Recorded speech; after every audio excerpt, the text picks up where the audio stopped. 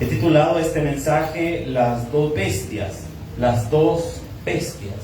Este mensaje es importante que nosotros lo tratemos de entender porque nos va a revelar algo bien interesante acerca de la operación del enemigo, de cómo el enemigo opera, se manifiesta y hace diversas actividades y cosas. Apocalipsis capítulo 13, versículo número 1. ¿Lo tiene, iglesia? Búsquelo. Apocalipsis 13, 1. A ver que este capítulo está bien interesante. Bueno, y los capítulos que vienen adelante son bien interesantes, bien cargados de doctrina. Apocalipsis 13:1. ¿Lo tiene, iglesia? Y esa tristeza, hermano, qué barbaridad. Le digo, ¿lo tiene? Amén. Dios, guarda, hermano, no. Dígale al hermano que tiene la par, despierta, hermano. Despertemos, hermano. Bien, ¿lo tiene? Le damos la palabra en nombre del Padre, el Hijo y el Espíritu Santo. Dice la Biblia: me paré sobre la arena del mar y vi subir del mar una bestia que tenía 7 cabezas y 10 cuernos, y en sus cuernos 10 diademas, y sobre sus cabezas un nombre blasfemo. Y la bestia que vi era semejante a un leopardo, y sus pies como de oso, y su boca como la boca de león. Y el dragón le dio su poder y su trono y grande autoridad. Vi una de sus cabezas como herida de muerte, pero su herida mortal fue sanada.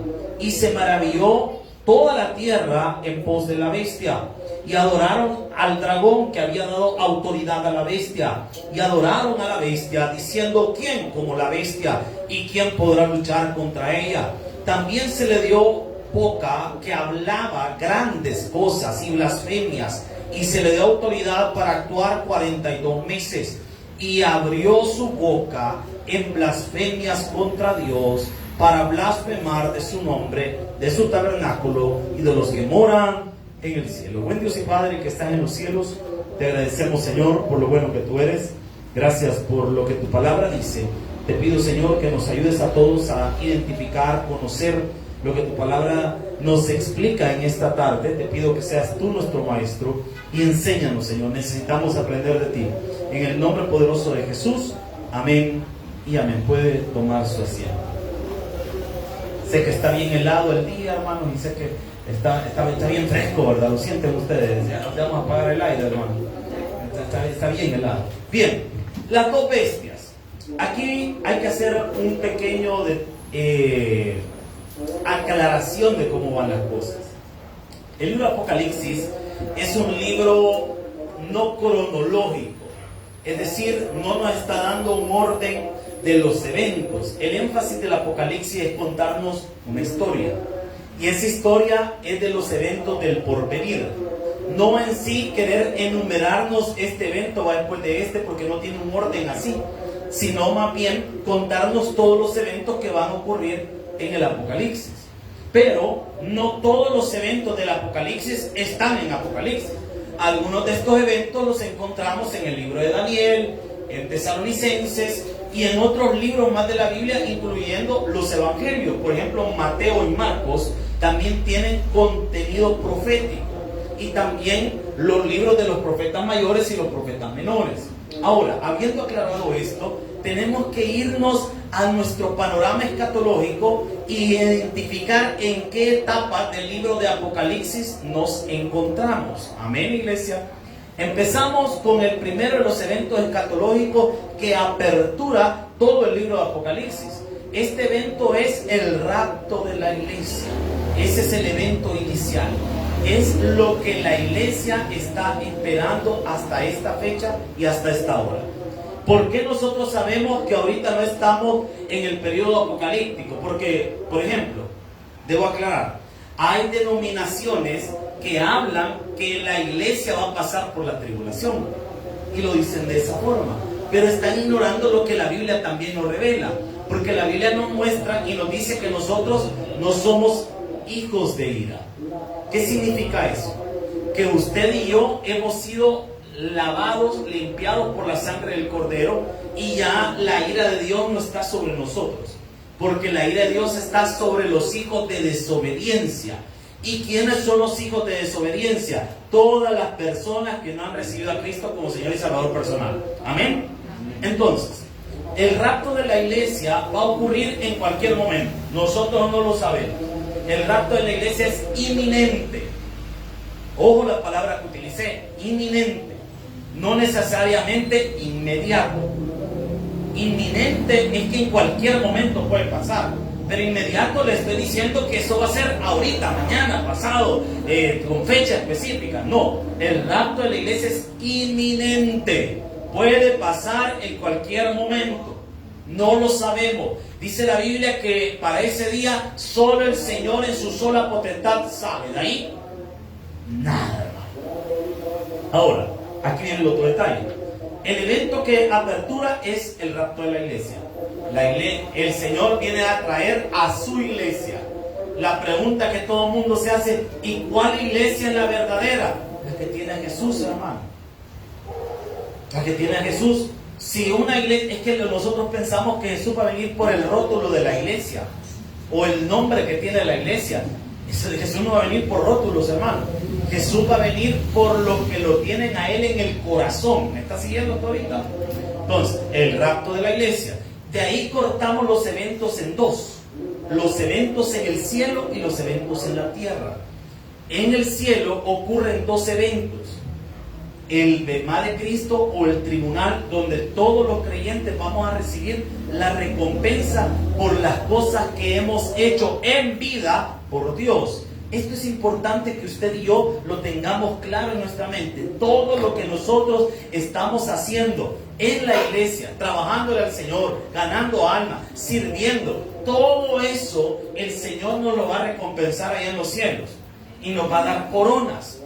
Esas coronas van a servir para el siguiente evento en el cielo. ¿Cuál es? La boda del Cordero. Y en la cultura judía es muy diferente a la cultura nuestra. En la cultura judía, los regalos de la boda no se le dan a la novia. Los regalos de la boda se le dan al novio.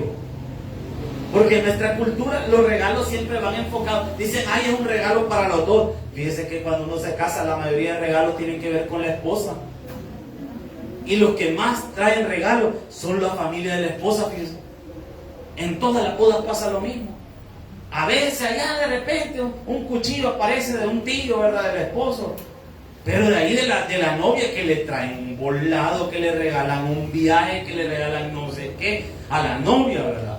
En la cultura judía no se le regalaba nada a la novia, se le regalaba todo al novio. Y a la novia, fíjese que habían dos cosas que pasaban. Cuando lo felicitaban, y esto es bien interesante, los judíos son malías. A la novia, si era una mujer de buena reputación, le daban una bendición a través de las palabras. Pero si era una mujer de mala reputación, sabe usted que los judíos se guardaban lodo en la bolsa y lodo le entregaban a la mujer en la mano. Imagínense que usted esté casando y alguien tenga mala reputación suya, y de repente usted está en la boda y de repente acerca el sinvergüenza y le dice: mire, esto es lo que yo pienso de usted, y le da un pedazo de un chichupustillo de lodo, hermano. O sea, mire qué tremendo. Y todo, incluso hasta la novia le daba regalos al novio. Por eso es que en la boda del Cordero, allá en los cielos, nosotros le vamos a dar un regalo al novio. ¿Y quién es el novio en la boda del Cordero? Cristo. ¿Y qué regalo le vamos a dar nosotros al Señor? Las coronas. Es que para eso son las coronas, para entregárselas a Él. Por eso es que dice... Ahí está. Es que aquel día el pastor Alfred nos arruinó este micrófono. Pues sí. No, si lo digo públicamente porque es cierto, lo arruinó y dijo que no iba a traer otro y se hizo el mareado después. Entonces, mire, dice la palabra de Dios que, bueno, dice una alabanza, mejor dicho. No, me vamos a estar jugando. 1, 2, 1, 2, 1, 2. Con le vamos a dar. Entonces, mire, dice esa alabanza: y arrojan coronas delante de Él. Él es el primero y Él es el postrer. Esa alabanza está haciendo una alusión a ese evento escatológico de la boda del Cordero, que ya lo vamos a ver más adelante en el libro Apocalipsis, donde le entregamos nuestras coronas al Señor. Pero en la tierra ocurren 21 juicios. de los cuales hasta ahorita solo hemos estudiado 14 de ellos. Los primeros 7 son los 7 sellos del Apocalipsis, que contemplamos que dentro de los primeros 7 sellos, 4 de ellos son 4 jinetes que aparecieron en el libro. Los otros juicios son desastres naturales. Después de eso apareció otra señal y que eran otras 7 trompetas. Cuando terminamos allá por el sexto sello, aparecieron 144,000 judíos que andaban predicando. Después inicia la apertura del séptimo sello, que son 7 trompetas, y que vimos cada una de esas trompetas eran juicios que Dios estaba enviando contra la tierra. Entre la sexta trompeta y la séptima trompeta aparecieron 2 personajes que se llaman los 2 testigos. Justo ahí estamos ahorita, porque el libro de Apocalipsis hace un paréntesis ahí y nos describe algunas situaciones, entre ellas lo que aparece en Apocalipsis 12. ¿Y qué es lo que aparece en Apocalipsis 12? Vimos el dragón escarlata que tiene 7 cabezas y 10 cuernos, y cada una de esas cabezas era un imperio, ¿sí o no lo vimos? Y ese gran dragón no es otra cosa más que Satanás. Pero también dentro de ese gran paréntesis aparecen las 2 bestias.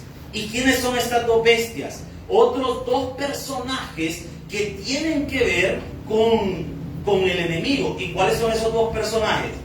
El anticristo y el falso profeta. Y ahí que tenemos la Trinidad satánica. Y vamos a ver la primera de estas bestias. ¿Y cuáles de estas bestias? Póngale ahí usted, el anticristo. Para entender esto, hay que irnos a lo que algunos estudiosos han tratado de analizar de esto y dar interpretación a las bestias. Por ejemplo, tenemos la interpretación preterista. Usted escríbalo ahí para los que traen que anotar. Interpretaciones de las bestias. Interpretación preterista. Para los que interpretan de esta escuela teológica, los eventos que estamos leyendo en Apocalipsis 13, dice que es el surgimiento de un emperador romano, que en la historia sería el emperador Domiciano, que se hizo llamar Dios y Señor. Para los historicistas, no es otra cosa que la evolución de la maldad en el mundo. Así interpretan esto ellos. Y para nosotros, que nuestra escuela teológica es futurista, estamos hablando del anticristo y del falso profeta. ¿Me está siguiendo hasta ahorita? Ahora, primera bestia. Póngale ahí ustedes que he traído en que anotar características de la primera bestia. Escriba ahí. Característica número 1. El anticristo no es solo una persona, es un movimiento. Lo voy a volver a repetir para los que anotan. El anticristo no es solo una persona, es un movimiento. ¿Se recuerda usted acá? Movimiento Naranja, ¿se recuerda? Que ese volado era de un partido allá de México y le habían puesto movimiento porque era un movimiento y la bandera era naranja, por eso se llamaba así. Pero se hizo bien famosa la canción que hasta ahorita ya corito bíblico le va a hacer. Ahora, el anticristo no es solo una persona, es un movimiento. ¿Y sabían ustedes que el misterio del anticristo y el ministerio de la iniquidad ya está en ejecución, solo que ahorita no se manifiesta totalmente el anticristo, pero ya está en movimiento desde los tiempos bíblicos? Se lo demuestra con la Biblia. Primera carta de Juan, capítulo 2, versículo 18. No voy a perder el capítulo 13 porque todavía nos falta desarrollar ahí. Esto que acabo de hacer es solo la introducción para que podamos entender esto.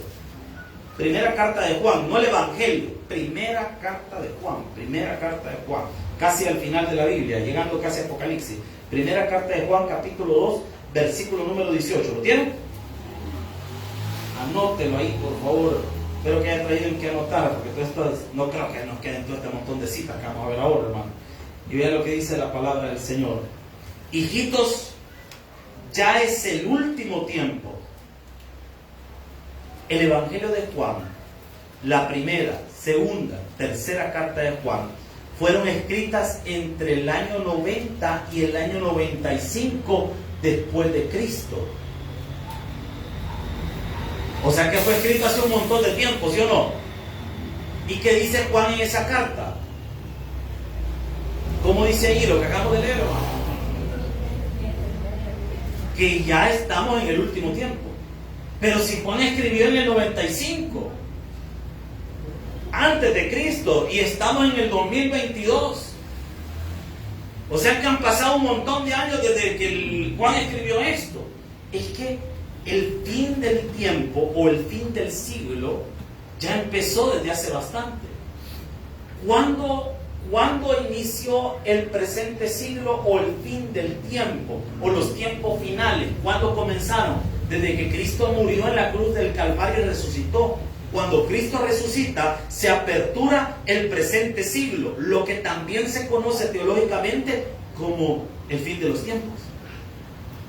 El fin viene, no hermano, el fin no viene, ya estamos en el fin. Y Juan lo comprueba y dice, ya es el último tiempo. Y según vosotros oísteis que el anticristo que dice, viene. Así que ahora han surgido que dice, muchos anticristos. Por esto conocemos que es el último tiempo. Han surgido muchos anticristos. Por eso es que el anticristo no es una persona en sí, sino que son... Pasa adelante, hermana, bienvenida, pasa adelante. Pasa adelante, bienvenida. Entonces, el anticristo no es una persona, sino que es una serie de personas. ¿Y qué significa anticristo? Alguien que está en contra de Cristo. Ahora, ¿cómo es esa manifestación del anticristo? Versículo 22, ahí mismo de 1 Juan 2, y vea lo que dice la palabra. ¿Quién es el mentiroso? Sino, esto subráyelo, el que niega que Jesús, este es anticristo, el que niega al Padre. Toda secta, aunque tenga el nombre de iglesia, pero si en esa denominación Jesús no es el Cristo, esa denominación es anticristo. Y es un movimiento en contra de Dios. Porque el que niega al Hijo, niega al Padre y al Espíritu Santo. Si en una iglesia no se predica que Jesús es Dios, esa iglesia no está siendo guiada por el Espíritu Santo. Está siendo guiada por el espíritu del anticristo. Y hay muchas denominaciones hoy en día que están siendo guiadas por el espíritu del anticristo. Ahí no es el Espíritu Santo el que se mueve, hermano. Es el espíritu del anticristo. ¿Y cómo lo sabe? Por la música, por esto, porque apagan las luces, porque las encienden, porque no hacen culto, porque tienen culto de esto. No. ¿Cuál es la marca bíblica para saber si una iglesia está en contra de Jesús y está guiada por el espíritu del anticristo? Niegan que Jesús es Dios. Esa es la clave.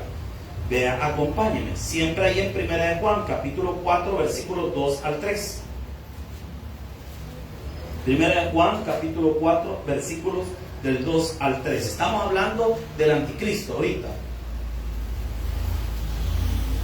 Yo sé que probablemente usted ha escuchado un montón de cosas del anticristo y que dicen que bueno, el peor error que puede cometer un teólogo es ponerle fecha y contextualizar al anticristo. Por ejemplo, hace unos años atrás decían que el presidente Bush era el anticristo de Estados Unidos. Es que Bush era el anticristo, que ese es el anticristo. Pues mire que hasta dejó de ser presidente y no era el anticristo. La gente después dice, no, es que el anticristo es el siguiente presidente, es Obama. Obama era el anticristo. Pues ya salió Obama. Cuando estuvo Trump decían que Trump era el anticristo. Mire, salió Trump. Ahora dicen que Nayib es el anticristo. Pues mire, toda la gente anda diciendo, ¿qué es el anticristo? Por esto. No, póngale atención. Para que el anticristo se manifieste, tiene que haber subido la iglesia al cielo. Tiene que haber ocurrido el rapto de la iglesia. Lo que sí se está manifestando es el espíritu del anticristo. ¿En qué se manifiesta el espíritu del anticristo? En la herejía. ¿Y cuál es la herejía? Doctrinas contrarias a la Biblia y que son predicadas desde los púlpitos. Y ese es el espíritu del anticristo. Y vean lo que dice la palabra. En esto conoced, dice el versículo 2, el espíritu de Dios. Todo espíritu que confiesa que Jesucristo ha venido en carne, ¿qué dice? Versículo 3. Y todo espíritu que no confiesa que Jesucristo ha venido en carne, no es de Dios. Y este es el espíritu del anticristo, el cual vosotros habéis oído que viene y que ahora ya está, ¿a dónde dice? Está en el mundo. O sea que en toda iglesia donde no se predique que Jesús es Dios, esa iglesia está siendo guiada por el espíritu del anticristo. No, hermano, mire, si que sea una iglesia buena, porque le dan de comer al pobre, porque ayudan al necesitado, que sea una buena iglesia. La prueba de que una iglesia está siendo guiada por Dios no es que le dé de comer al necesitado. La prueba es su doctrina. Su doctrina, esa es la prueba. ¿Qué enseña en esa iglesia? No, si el pastor nos habla que Dios es amor, pero que podemos hacer lo que queramos y podemos vivir nuestra vida libremente y Dios nos ama y no nos va a juzgar.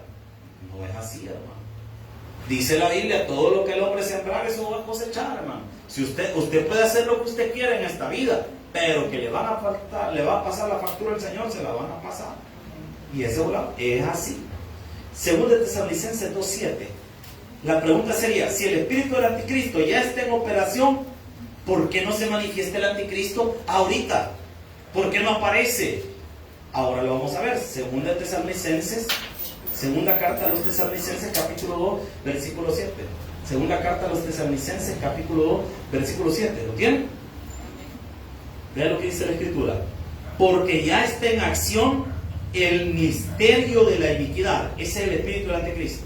Solo que hay quien al presente que dice, hasta que él a su vez se ha quitado de en medio. ¿Quién es el que detiene al anticristo ahorita? El Espíritu Santo. ¿Y dónde está el Espíritu Santo ahora? En nuestros corazones. Cuando la iglesia sea raptada, el Espíritu Santo también va a ser quitado de la tierra. Entonces el anticristo se va a manifestar completamente. ¿Me explico? Entonces, el anticristo no es una persona, es un movimiento. Punto 2. Hará un falso tratado de paz con Israel. Esta es otra de las acciones del anticristo. Mire, el anticristo va a lograr algo que todos los políticos del mundo han intentado. Lo ha intentado la ONU, le han intentado la Unión Europea, lo han intentado un montón de organizaciones internacionales, han intentado hacer lo que el anticristo va a lograr hacer. ¿Sabe qué es? Que haya paz en Medio Oriente. Eso sí saben para qué es la guerra. Todos los días en Israel hay guerra, ¿sabía usted eso? Así que si usted quiere ver un par de bombazos, váyase a Israel, hermano. Ahí va a haber un par de granadas y volados y todo. Es increíble, es una zona de guerra. ¿Por qué? Porque hay un pleito religioso ahí entre los árabes y los judíos. ¿Han visto ustedes la mezquita de Omar? ¿Qué es la mezquita de Omar? Ese volado es el cucurucho dorado que aparece en la mayoría de fotos de Israel. Que la gente dice, ay, ese es el templo. Ese no es el templo, esa es una mezquita. Cuando los judíos fueron expulsados en el año 70 después de Cristo, el templo fue destruido, el templo de Salomón. Y ahí quedó un montón de piedras tiradas. Cuando los judíos intentaron regresar, se toparon que los árabes habían llegado. Y los árabes construyeron esa mezquita donde estaba el templo. Gracias, hermana Marina. Ese volado, esa es la mezquita de Omar. Construyeron el domo de la roca, que es ese volado que está arriba dorado, se llama el domo de la roca, porque abajo hay una piedra donde supuestamente se cree que el profeta Mahoma ascendió a los cielos. Entonces, lo que ocurre ahí es que lo construyeron justo donde estaba el templo de Salomón. Entonces hay un gran pleito por Jerusalén, porque los judíos quieren volver a construir su templo y los musulmanes no quieren que les toquen su cucurucho dorado. Entonces ahí tenemos un gran pleito. Y el origen de esa guerra judío-palestino y guerra árabes es ese pedazo de tierra que está ahí. Se están peleando literalmente ese pedacito de tierra. ¿Quién tiene derecho a construir su templo ahí? Esa es la razón de esa batalla y de esa guerra. Pero el anticristo va a lograr que haya paz ahí. Y va a tener una aparente paz con Israel. Y eso lo encontramos en el libro de Daniel, capítulo 9, versículo 27. Acompáñenme por favor al Antiguo Testamento. Libro de Daniel, capítulo 9, versículo 27. ¿Estamos aprendiendo, iglesia? Acompáñenme, por favor, Daniel, último profeta mayor, capítulo número 9, versículo 27. Recuerde que en la Biblia encontramos profetas mayores y profetas menores. ¿Cuáles son los profetas mayores? Isaías, Jeremías, Ezequiel, Daniel, profetas mayores. Ahora, Daniel capítulo 9, versículo 27. ¿Lo tienen? Vean lo que dice la palabra del Señor. Espérenme que yo no lo he leído todavía. Daniel 9, 27. Vean lo que dice la Escritura. Y por otra semana confirmará el pacto con muchos, y a la mitad de la semana hará cesar el sacrificio y ofrenda.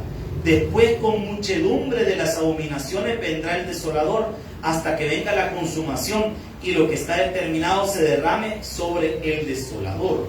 Voy a explicar esto y vamos a desarmar este versículo. Dice, y otra semana confirmará el pacto con muchos. En Daniel encontramos una profecía que es la profecía de las 70 semanas. Cada semana equivale a una semana profética, es decir, un periodo aproximado, dicen algunos, de 7 años.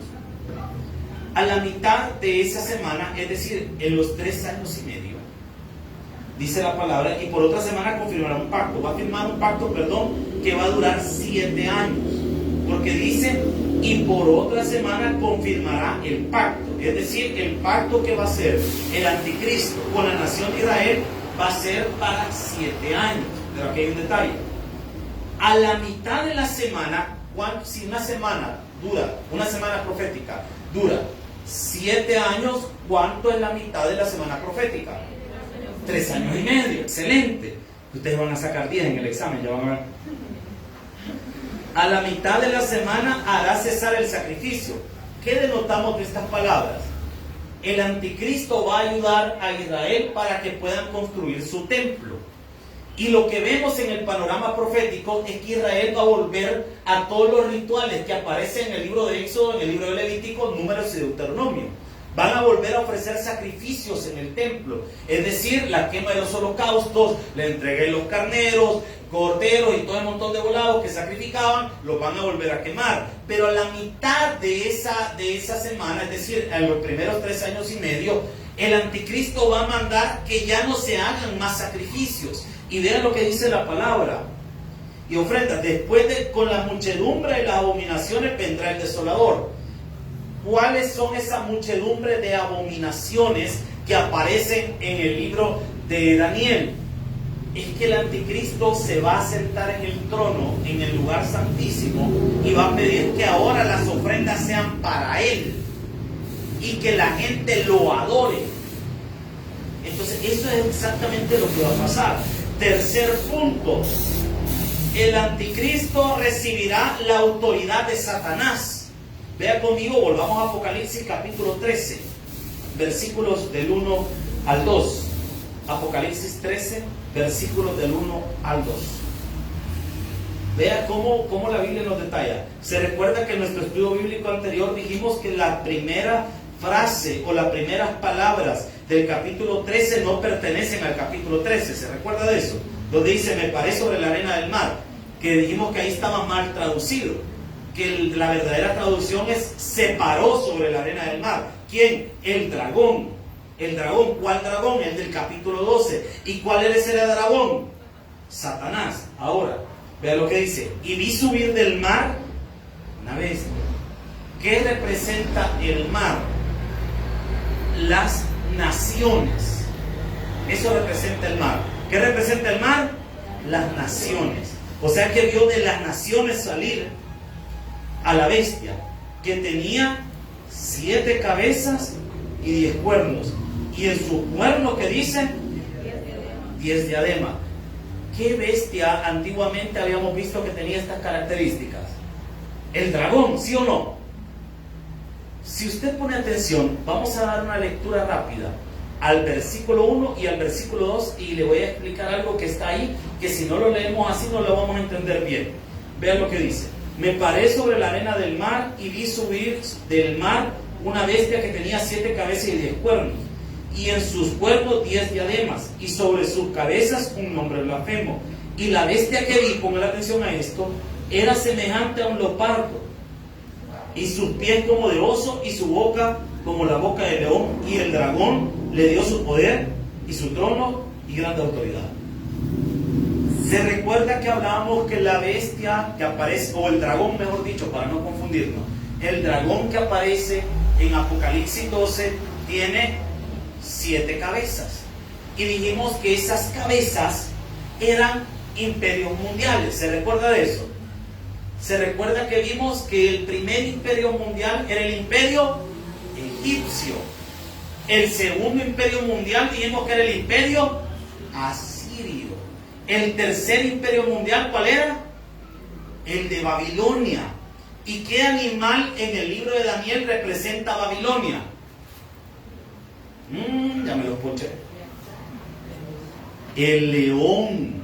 ¿Se recuerda? Que vimos que aparecía en la profecía un león alado.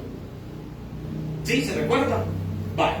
El siguiente imperio mundial, la siguiente cabeza de la bestia era Medo-Persa. ¿Y lo representa qué? Un oso. ¿Se recuerda que vimos que era un oso que caminaba así medio raro en el libro de Daniel? Y que le hicimos chiste, por cierto, le hicimos bullying ese oso. Porque como que camina así medio torcido. Porque representa un lado caído de los medos y del otro lado, no les ayuden, hermana. Así yo poncharme lo quiero. Para que vean que no ponen atención. Pero mire, la hermana tiene compasión de ustedes. Entonces, miren, los medios y los persas. El siguiente imperio dijimos que era el griego. ¿Y qué animal representaba al griego? Un leopardo que tenía 4 cabezas. Y después, ¿cuál era el otro? El romano. Pero el romano aparece una bestia espantosa y terrible, así le dice Daniel. Nota la forma en que nosotros vimos las cabezas de la bestia en un orden hacia adelante, cronológicamente.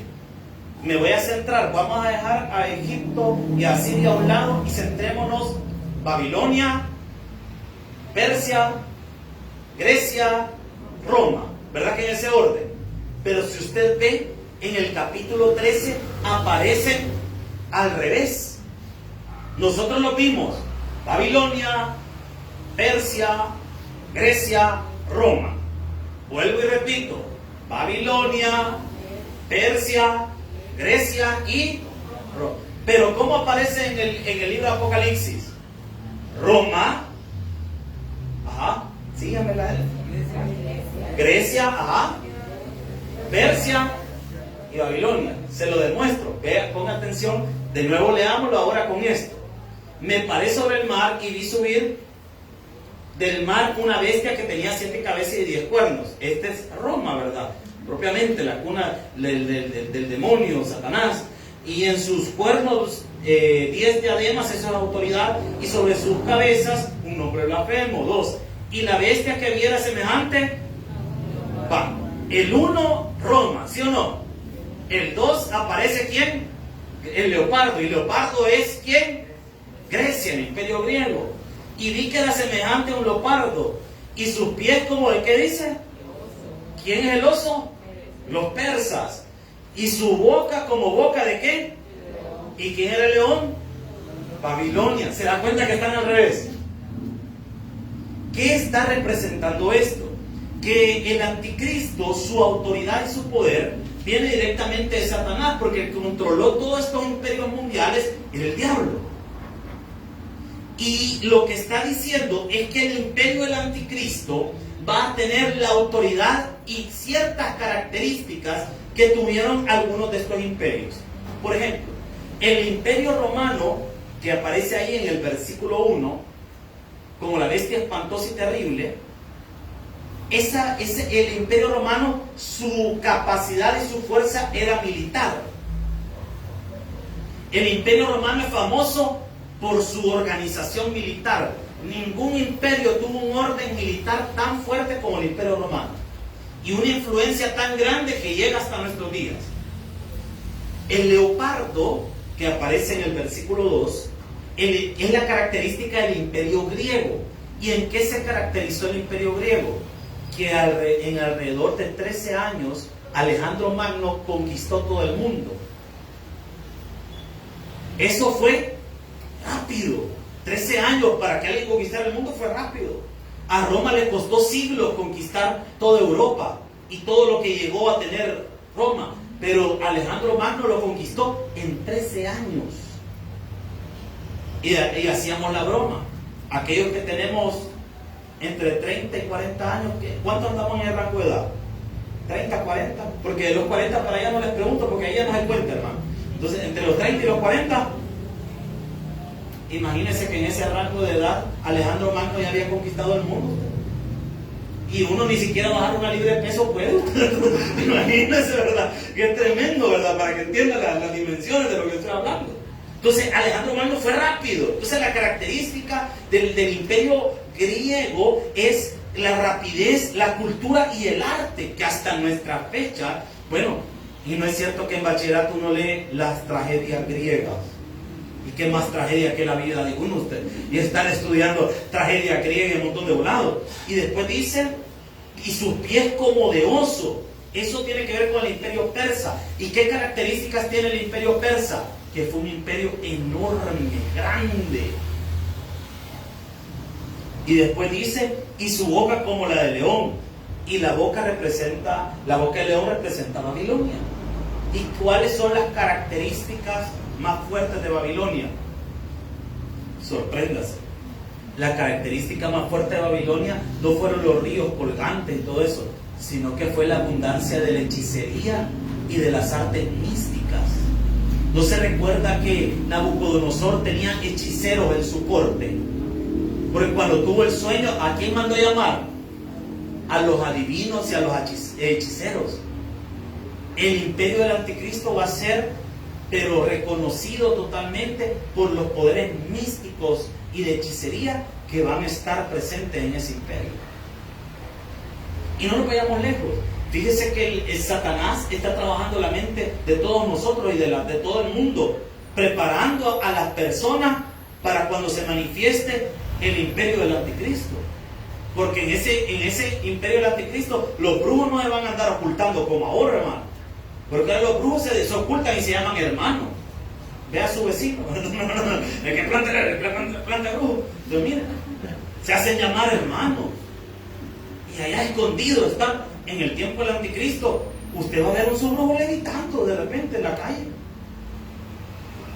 Y la gente no se va a asustar si nos han venido trabajando. ¿De qué hablan, por ejemplo, la mayoría de cuentos? Quizás los cuentos de antes bien bonitos, los cuentos de Disney de antes. No es cierto que de repente aparecen cuestiones mágicas en todos esos cuentos.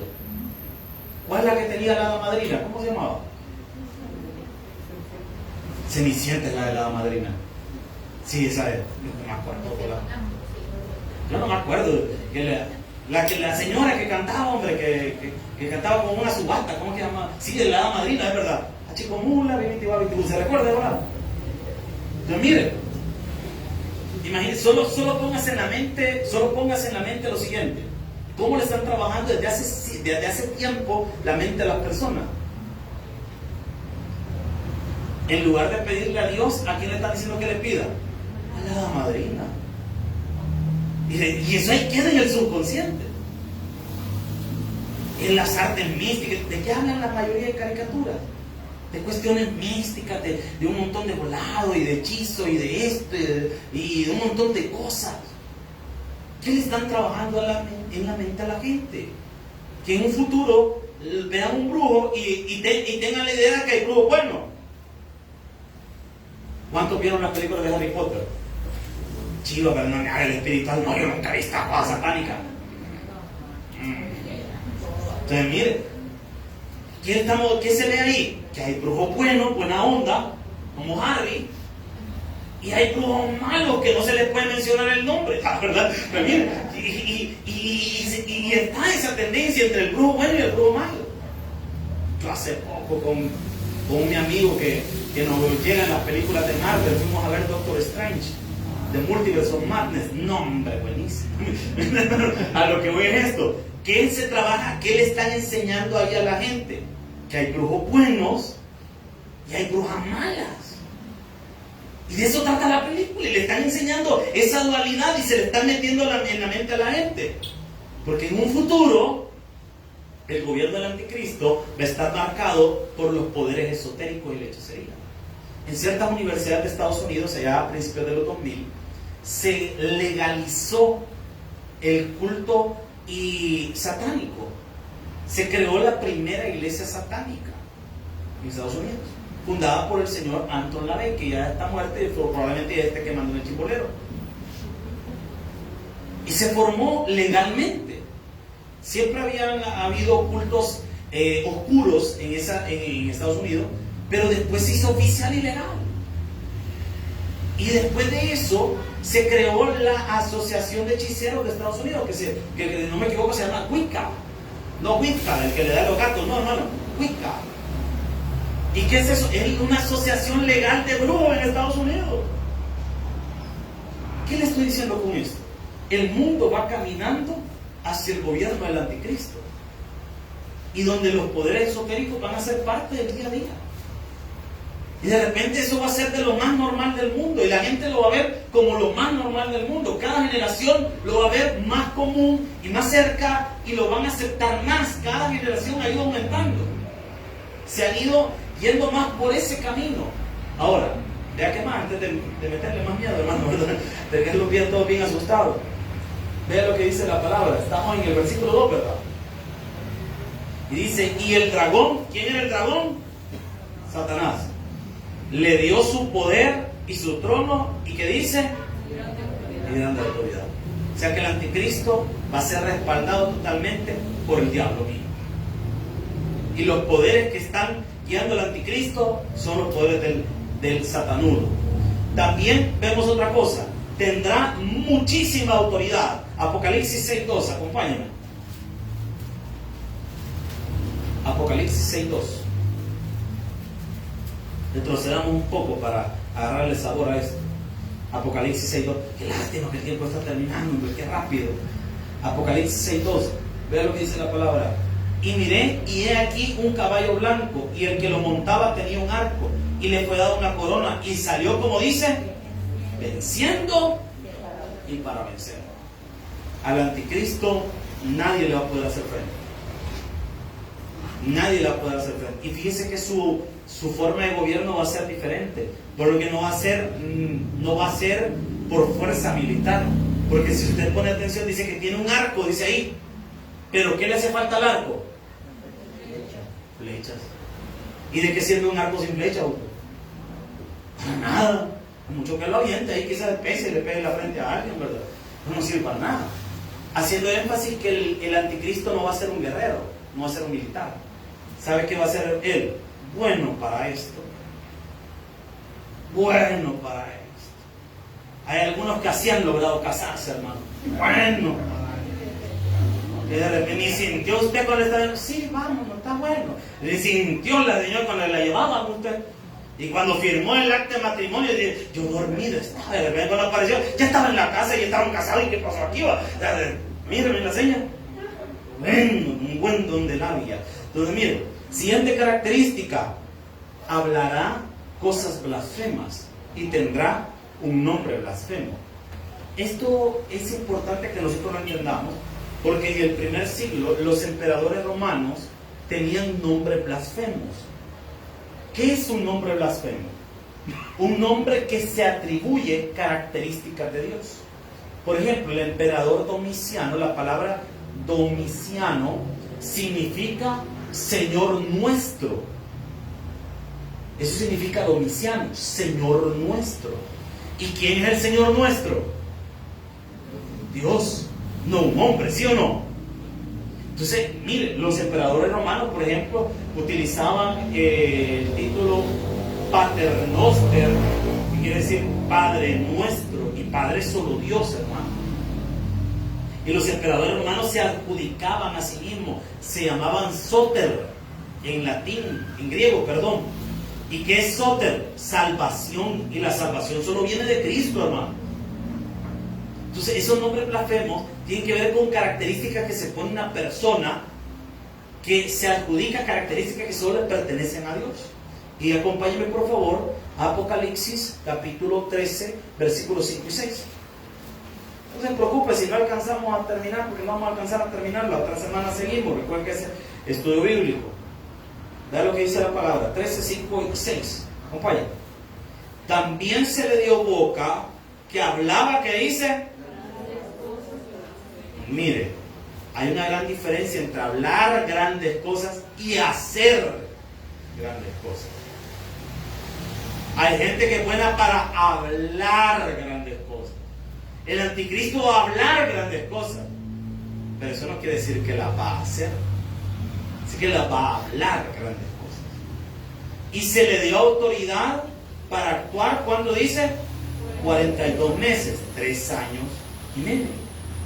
Y abrió su boca, ¿en qué dice? En blasfemias contra Dios, para blasfemar de su nombre, de su tabernáculo y de los que moran en el cielo. Quiero que me ponga atención a esto. El pastor fundador decía esto frecuentemente, y él decía que cuando leemos la Biblia hay que utilizar nuestra imaginación. Utilicemos nuestra imaginación por un momento. Ubiquémonos en el contexto de lo que estamos leyendo. ¿Cuál era el evento escatológico que espera la iglesia? El rapto. Imagínense que hoy sea el rapto. Yo espero en el Señor que todos los que estamos acá nos vayamos con Cristo. Amén o no. Y si alguien no está seguro de su salvación, al final del culto hacemos el llamado y reciba a Cristo, amado. Pero imagínense cuánta gente, cuántos cristianos habrá en El Salvador, cristianos de verdad. Yo creo que hay varios. Algunos que no son cristianos, hermanos, ustedes lo ven, no son. Pero imagínense cuántos pilotos cristianos existirán. ¿Cuántas personas que trabajan en el transporte público son cristianos? Un montón. Imagínense que de repente todos nosotros desaparecemos, como lo dice la Biblia, en un abrir y cerrar de ojos. Y los que se quedaron, ¿cuánta gente se va a quedar? Yo hago la broma, pero lo digo medio en serio. ¿Cuántos servidores de las iglesias se van a quedar? ¿Se imagina usted en el rapto de repente? Se queda el que predica usted. Y hermano, Cristo viene. Y todos se van. Y el que predica se queda usted. O el que canta las alabanzas. Alabaré, alabaré. Uy. O el hermano en el parqueo. O la hermana con los sobres. Todo. Bueno, ni modo. A ver las carteritas, a ver qué andaban las hermanas. A ver qué andaban aquí para la tierra, ¿verdad? Entonces, ¿se imagina usted? ¿Cuántos aviones se van a venir abajo? ¿Cuántos carros van a chocar? Es un desastre. ¿Y cuál va a ser el discurso de apertura del anticristo? Lo que dice el versículo 6. Y abrió su boca en blasfemias contra Dios. ¿Qué le va a decir el anticristo a la gente? Dios los dejó, nos abandonó, se llevó a sus preferidos y nos dejó a todos nosotros. ¿Qué está diciendo? Blasfemias. Y si toda esa gente se quedó, ¿usted cree que ese discurso no le va a empezar a llenar de odio el corazón contra el Señor? Y espérenme, todavía se pone más complicada la situación. Para blasfemar de su nombre, del nombre del Señor, de su tabernáculo y de los que moran en el cielo. O sea que ese anticristo va a hablar mal de todos nosotros. Y esa gente que la llevó y le pudieron haber predicado a ustedes la palabra y no quisieron, fueron egoístas, fueron aquí, fueron allá, y tirando. Porque el anticristo va a estar interesado en poner palabras blasfemas en el corazón de las personas y ponerlos en contra de Dios. En pocas palabras, amados, porque el tiempo ya se me terminó.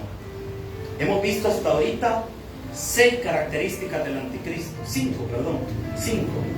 La próxima semana vamos a ver las que nos hacen falta.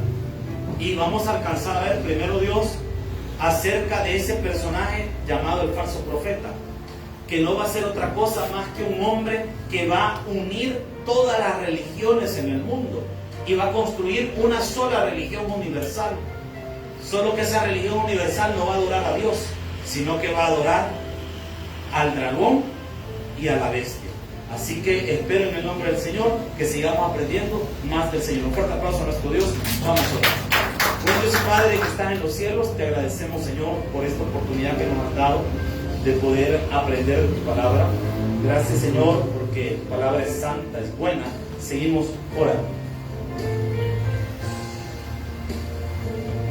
Dios y Padre que estás en el cielo, te damos gracias, Señor.